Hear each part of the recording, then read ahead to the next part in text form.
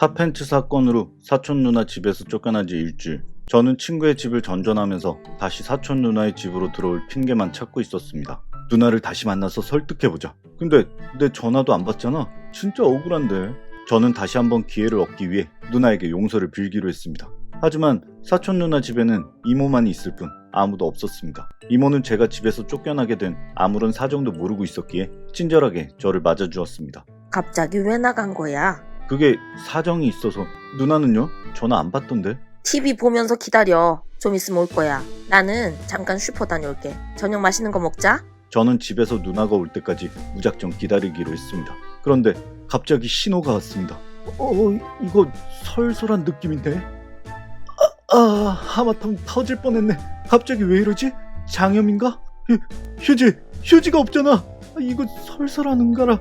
이대로면 팬티에 묻을 테고 냄새도 젠장. 그때 저는 뭔가를 발견했습니다. 그것은 바로 빨래바구니에 있던 빨랫감이었습니다. 저는 고민에 빠졌습니다. 큰 옷으로 닦으면 주머니에 넣어 화장실 밖으로 가져갈 수도 없고 뒤처리도 힘들 테니 제일 작은 게 좋겠지? 역시 난 똑똑해. 뭐야? 또 너야? 여기 왜 왔어? 누나 언제 왔어? 나 누나한테 할 말이 있는데. 비켜. 배 아프단 말이야. 누나 역시 장염에 걸린 건지 한참을 화장실에 있다가 나오더군요. 그런데 야, 너 화장실에서 뭐 했어? 뭘 하다니. 그냥 배가 아파서. 벗어. 뭘 벗어? 너? 내 속옷 입었지? 이 변태야. 뭐? 내가 미쳤어? 내가 그걸 왜 입어? 닥치고 바지 벗어봐. 벗어보라고. 이게 무슨 일이냐 이게. 엄마, 글쎄 이 미친놈이 내 핫팬츠를 훔쳐있더니 이제는 내 팬티까지. 똥 닦았다고. 휴지가 없어서 누나 팬티로 똥 닦았다고. 드디어 오해가 풀렸습니다. 누나의 속옷에 묻어있던 제 똥이 강력한 증거가 되었죠. 저는 다시 사촌 누나네 집에서 살 수 있게 되었습니다. 근데 왜 현타가 오는 걸까요? 이건 역시 집 없는 서러움일까요?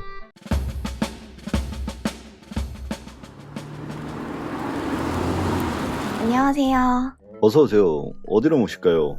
방배동이요. 네. 이상했습니다. 여름인데도 에어컨은 켜지도 않고 창문도 꼭 닫혀 있었거든요. 기사님, 창문 좀 내려도 돼요? 네. 먼저 방구만 껴주세요. 잘못 들은 줄 알았습니다. 뭐라고 하셨죠? 모르시는구나. 제가 지금 특별 이벤트 중인데 방구 끼워주시면 택시비 할인해드리고 있습니다. 뭐라고요? 뭘 끼워달라고요? 모르시는구나. 제가 사실 신장 질환을 좀 앓고 있어서요. 똥을 못 싸거든요. 근데 방구 소리를 들으면 이상하게 자극이 돼서 화장실에 가고 싶어집니다. 그래서 손님들이 타시면 방구를 끼워주시고 저는 할인을 해드리고 상부상조로. 미친놈인 것 같았습니다. 당장 소리치며 내리고 싶었지만 이런 놈들은 잘못 상대하다간 오히려 위험할 것 같아서 저는 차에서 내릴 때까지 적당히 맞장구를 쳐주기로 했습니다. 선생님, 방귀 소리를 듣는다고 해서 화장실 가는 건 안 좋은 습관이에요. 장에 좋은 음식을 드셔보세요. 제가 사실 유산균 요구르트를 파는데 제가 말을 돌리자 택시기사도 흥미를 잃었는지 더 이상 이상한 소리는 하지 않더군요. 택시에서 내리기 직전 그렇게 맞고 싶다면 맞게 해주지. 그리고 목적지에 도착했습니다. 저는 계산을 마치고는 모아두었던 회심의 똥방귀를 택시에 싸버리고는 도망치듯 택시에서 내렸습니다. 며칠간 숙성된 거라 정말 지독했을 텐데 택시기사는 그런 저를 보고 외쳤습니다. 감사합니다. 정말 감사합니다. 세상엔 정말 희한한 변태들이 참 많은 것 같습니다. 자기, 알지? 이번 발렌타인데이 선물 기대한다. 저번처럼 또 학천말이 접어오고 그러면 당장 헤어질 줄 알아. 알았어?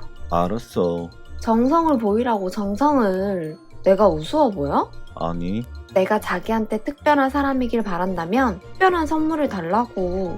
여자친구는 정말 까다로운 취향을 가지고 있습니다. 저는 나름 신경 써서 여자친구에게 선물을 한 건데 남들이 다 좋아한다는 전설의 학창말이나 바닷가에서 주워온 조개로 직접 만든 목걸이 등 이미 할 수 있는 선물들은 모두 다 해봤는데 말이죠. 여자들이 싫어하는 선물 베스트 7이라 어디 한번 볼까? 명품백, 목걸이, 반지, 시계. 역시 여자들은 물질적인 것들은 싫어하는군. 고민이다. 도대체 어떤 선물이 좋을까? 맞다. 좋은 생각이 났습니다. 여자친구가 가장 좋아하는 것 그거라면 여자친구도 좋아 춤을 출 게 분명합니다. 저기 혹시요 특별한 꽃다발 만들어 주실 수 있나요? 네? 그딴 식으로 만들어 달라고요? 괜찮겠어요? 괜찮아요. 세상에서 하나밖에 없는 꽃다발 여자친구가 정말 좋아할 거예요. 자기야 세상에서 하나뿐인 뭔데? 뭐야? 다이아몬드? 24K 목걸이? 아니 자기가 세상에서 제일 좋아하는 삼겹살. 결국 저는 그날 여자친구에게 이별을 통보받았습니다.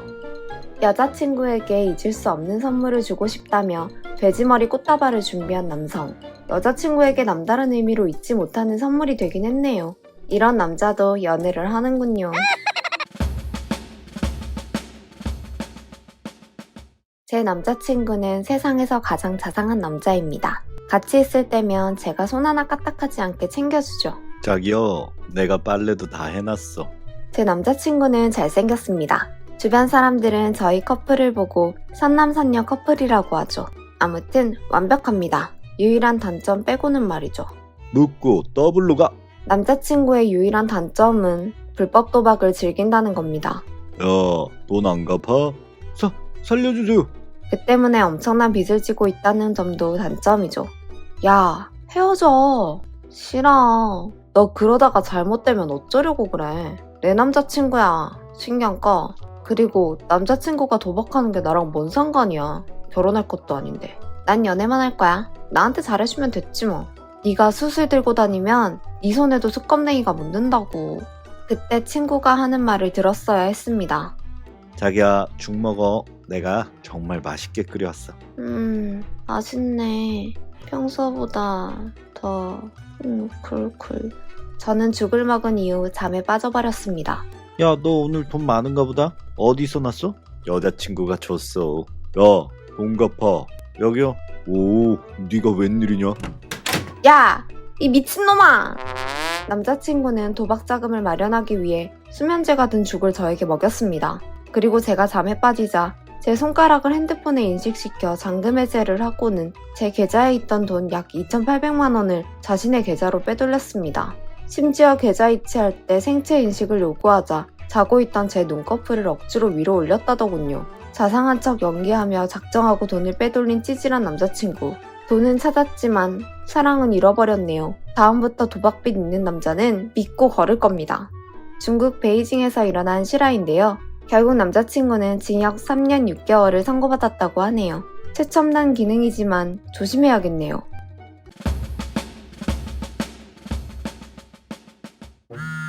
여보세요? 김땡땡씨 그런데요? 누구세요? 대출 받은 것 때문에 전화드렸습니다. 연체가 되세요? 아, 네. 끊어요. 처음에는 그저 보이스피싱인 줄 알았습니다. 김땡땡씨 연체 계속되면 통장 압류 들어갑니다. 아, 예. 그러세요. 훌륭한 일 하시네요. 끊어요. 하지만 그 전화는 사건의 신호탄이었습니다. 며칠 뒤 진짜 제 통장이 압류되었더군요. 그리고 더욱더 어이가 없는 건 김땡땡씨 경찰서에 출석하셔야 합니다. 경찰서요?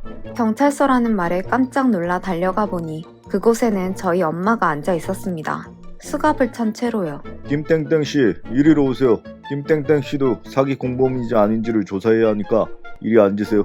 사기 공범이요? 엄마는 또래보다 동안이었습니다. 주변에서 인기도 꽤 많았죠.